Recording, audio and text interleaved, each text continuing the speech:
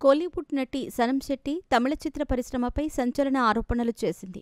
అక్కడ పని, సంస్కృతి గురించి షాకింగ్ విషయాలు బయటపెట్టింది. తమిళ ఇండస్ట్రీలో లింగ వివక్ష ఉందని ఎత్తిచూపారు.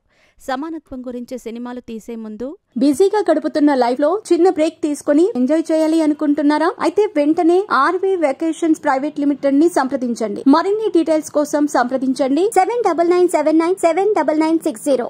నటీనటులను సమానంగా గౌరవించాలని చిత్ర నిర్మాతలపై విమర్శలు చేసింది.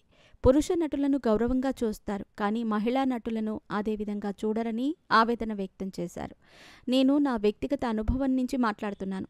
చాలామంది తమిళ చిత్ర నిర్మాతలు సినిమాల్లో నటించటానికి కాకుండా వ్యక్తిగత ప్రయోజనాల కోసం నటీమణులను సంప్రదిస్తారు.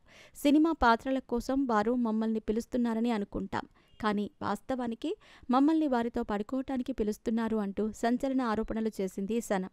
పరిశ్రమలో మార్పు కోసం పిలుపునిస్తూ ఇన్స్టాగ్రామ్లో వీడియోను కూడా అప్లోడ్ చేసింది.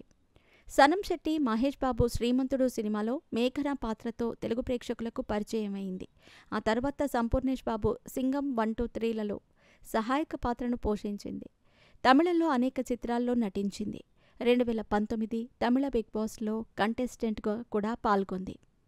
ఈమె చేసిన కామెంట్స్ ఇప్పుడు వైరల్ అవుతున్నాయి.